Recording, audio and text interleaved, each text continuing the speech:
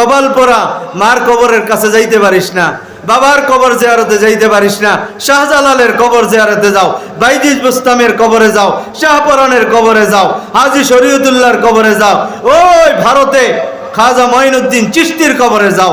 এখান থেকে তুমি পড়লে ওইখানে পৌঁছাই দেওয়া হবে। কবর জিয়ারত ওইখানে যায় করলে যা সওয়াব, এখানে করলেও তা সওয়াব।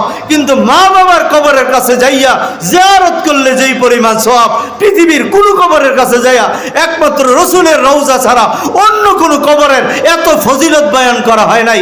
কপাল পোড়া, যেই মা তোরে 10 মাস 10 দিন গর্ভে ধারণ করলো, নিজে কোলে পিটি কইরা বড় করলো, যেই বাবা তোর শরীরের ঘাম পানি রক্ত পানি কইরা ঘাম জড়ায়া তোরে বড় করলো, মানুষ করলো, আজ ওই বাবার কবরটাকে ভুলে গেলি, মার কবরটাকে ভুলে গেলি।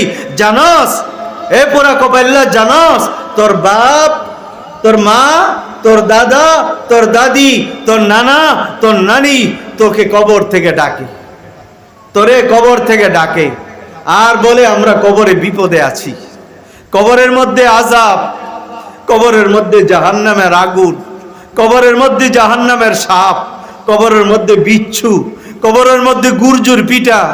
ও সন্তান, আয় একটু দাঁড়া, 1 ফোঁটা চোখের পানি ফেল, আল্লাহর কাছে আমাদের জন্য মাপ চা।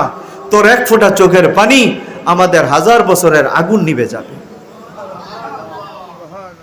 কিন্তু পুরা কবাইল্লা যায় না, মার কবরের কাছে যায় দাঁড়ায় না, বাবার কবরের কাছেও যায় দাঁড়ায়।